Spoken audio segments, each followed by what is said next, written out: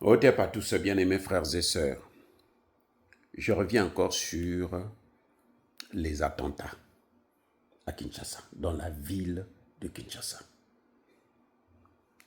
Qui a donné l'information? L'information vient d'où?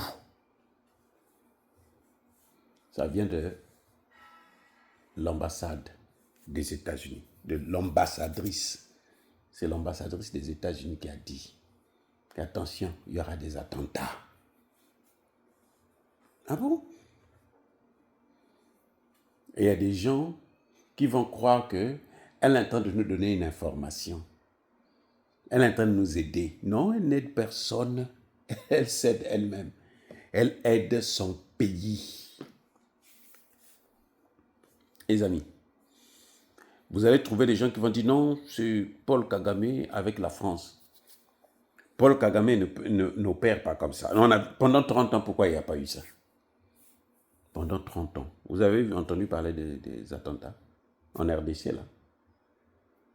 Soyons sérieux. Pendant 30 ans, vous avez entendu parler des attentats en RDC? Non. Ce n'est pas le mode opératoire de Paul Kagame. Le mode opératoire de Paul Kagame, c'est donner des machettes aux gens.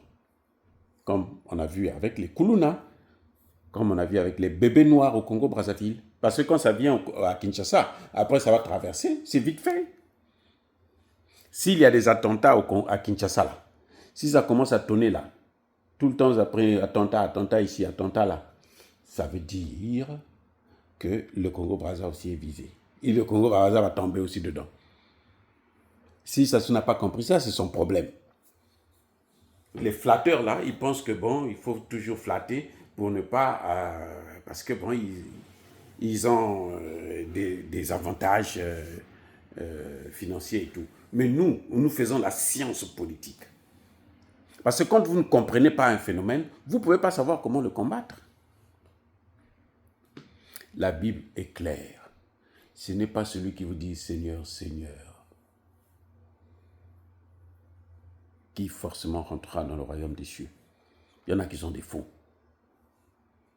Et ils ont fait ce qui s'est passé, ce que vous voyez là, où l'ambassade dit, il y a des attentats là.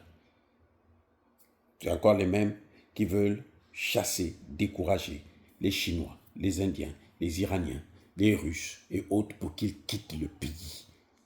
Et puis eux, ils vont rester là, contrôler, faire, installer des grosses bases.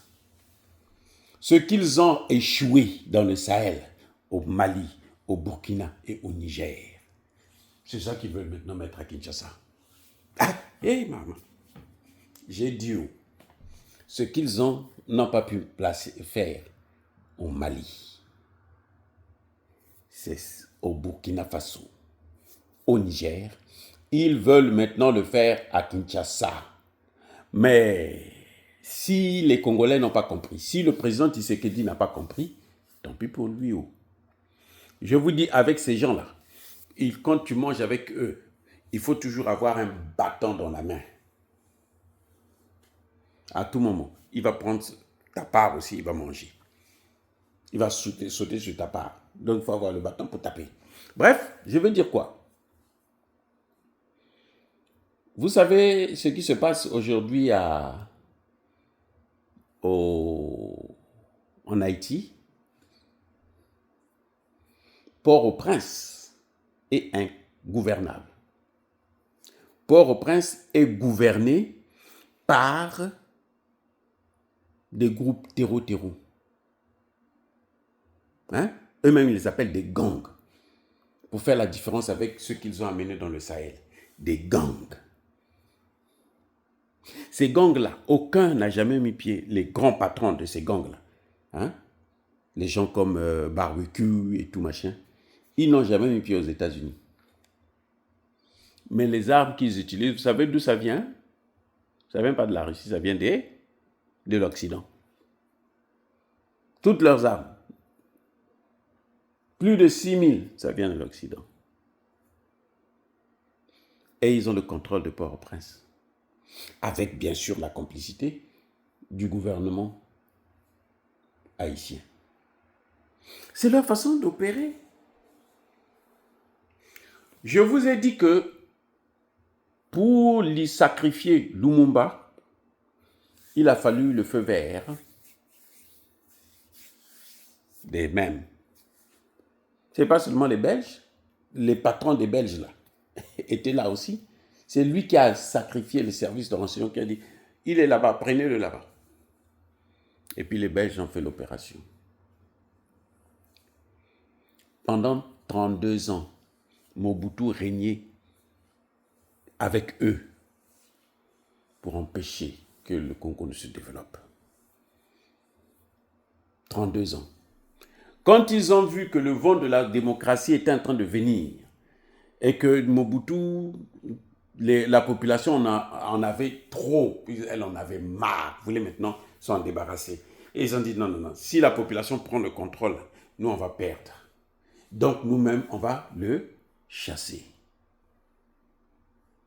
Ils ont infiltré cette population. Non, vous savez, s'ils sont pas là, vous allez vous développer. C'est ce qu'on avait dit aux Congolais. Hein. Les mêmes là, des Américains. Si vous chassez Mobutu, vous allez vous développer. Ils ont chassé Mobutu jusqu'à aujourd'hui. Ils n'ont jamais connu le développement. Les mêmes. L'ambassadeur est venu dire à Mobutu, si tu ne quittes pas le pouvoir, là, demain ton corps, là, on va le tirer dans les rues de Kinshasa. On lui dit, hey, comment ça? Oui. Ils étaient rentrés en complicité avec le chef d'état-major. Eux, au Congo, le poste le plus dangereux, c'est celui du chef d'état-major, parce que tous les chefs d'état-major, la plupart en tout cas, sont toujours corrompus. Le dernier en date, c'est Chiwewe. Bref. Après ça, donc, ils ont fait partie Mobutu. Et eux, ils ont été blanchis. On ne les a pas vus. Personne ne parle de leur responsabilité, puisque Mobutu est parti, il vous amène la démocratie. Il vous amène un nouveau. Il vous amène, comment vous l'appelez, Kabila, le père. Oh, Kabila le père, sur le dos de Kabila le père, il y avait les Rwandais, Kagame. Que eux, ils ont amené. Ils disent, vas-y, prends la terre là, tu vas faire un grand. Kagame a massacré 20 millions. Eux, ils tiraient les profits. Kagame, une fois, a dit, mais les matières premières, vous posez-vous la question de savoir où est-ce que ça va? Ça vient aux États-Unis. Ça va en Europe. Ça va au Qatar.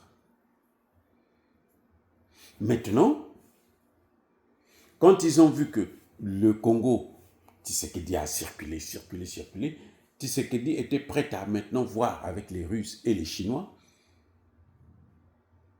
ils se sont dit, ah, on risque de perdre. Donc, on va le faire partir nous-mêmes. C'est pour ça qu'ils sont en train de faire partir les gars. Et aujourd'hui, qui est responsable des massacres au Congo? Ce n'est pas les Américains, hein. C'est Paul Kagame. Il est le seul qui va répondre devant la Cour pénale internationale. Vous n'allez jamais voir Bill Clinton ou bien Obama ou Biden à la Cour pénale internationale. Non, jamais. Ils sont blanchis. Maintenant, ils amènent une autre recette.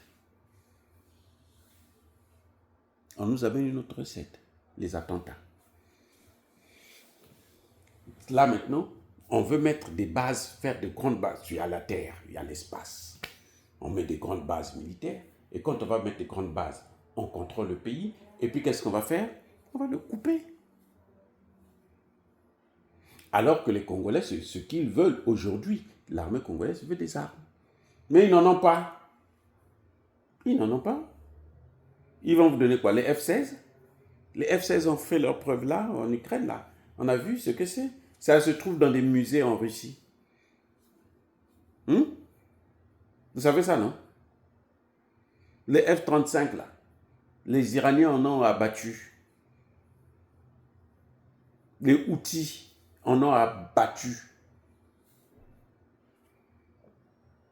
Donc, je ne dis pas que je suis contre les accords de paix ou des minerais. Non, je ne dis pas ça.